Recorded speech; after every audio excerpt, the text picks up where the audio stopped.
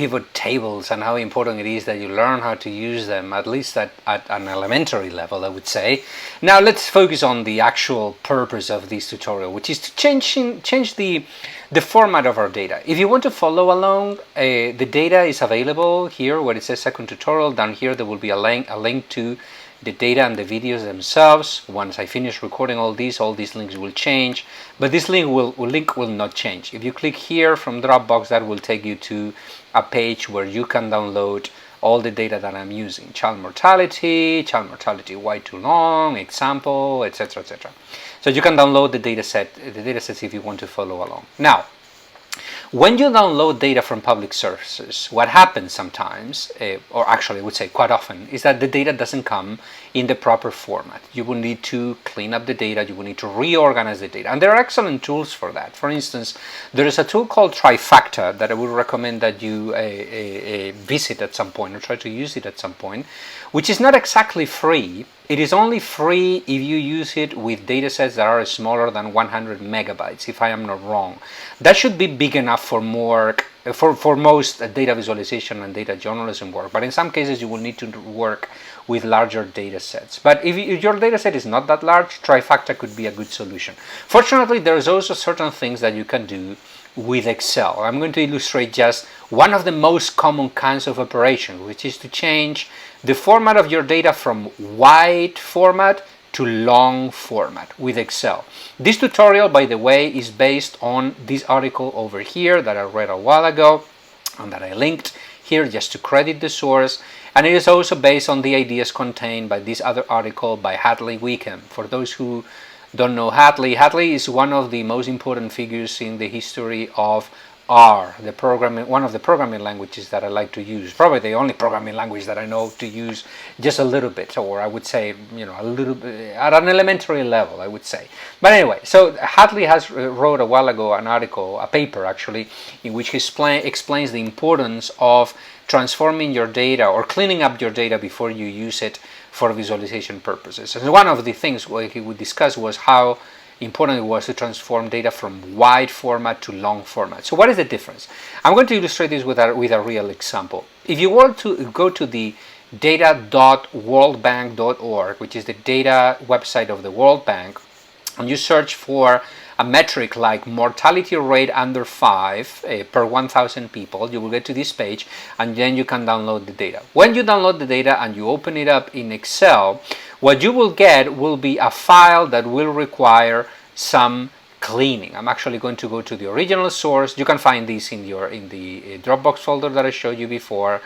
You will get a file that looks like this. This is the file that you can download. And there are certain things that need to be cleaned. Okay? It is always a good idea, by the way, before I get started, to always save the original data source. Okay? Never make changes in an Excel spreadsheet, for example, and override the file, erase what you had before. Always save a copy of your file or several copies of your file, of the original file, and then operate on those, make the transformations on those files. Okay, that's really important to remember. But there's certain things that we can get rid of here. For example, these 3 rows of data are not really necessary, so I can select them all and right click here and click on delete, just to keep the data themselves. But there is another problem over here. The problem is that the variables that we care about are countries, the year, and then the metric itself. Well, tidy data, one of the characteristics of tidy data is that each variable should be stored in a column. And as you can see, the variables are not stored in a single column. The country variable, the variable country, is stored in a column. You have country, and then the countries are vertically displayed. Okay, so it's one column, one variable, the variable country, which is a qualitative variable, not a quantitative one. But then the metric itself, the number of children under the age of 5 who die before they reach 5 or after they reach 5, per 1,000 people, that is not all stored in a single column. It's actually spread out into several columns. And the variable year, because that is another variable, is not stored in a column either. I mean, it's displayed 60, 61, 62. So how can we transform, this is called wide format, okay? How can we transform the wide format file into a long format file? Let me illustrate this here. So I have this example, child mortality Y2 long, which is one of the files that you can download from the Dropbox folder. This file has two different sheets. The first one displays the data in wide format. I'm going to zoom in so you can see it clearly. So I'm going to go to View, Zoom, 200%. So not all the variables are on single columns. Country is, but not year, and certainly not the metric, right?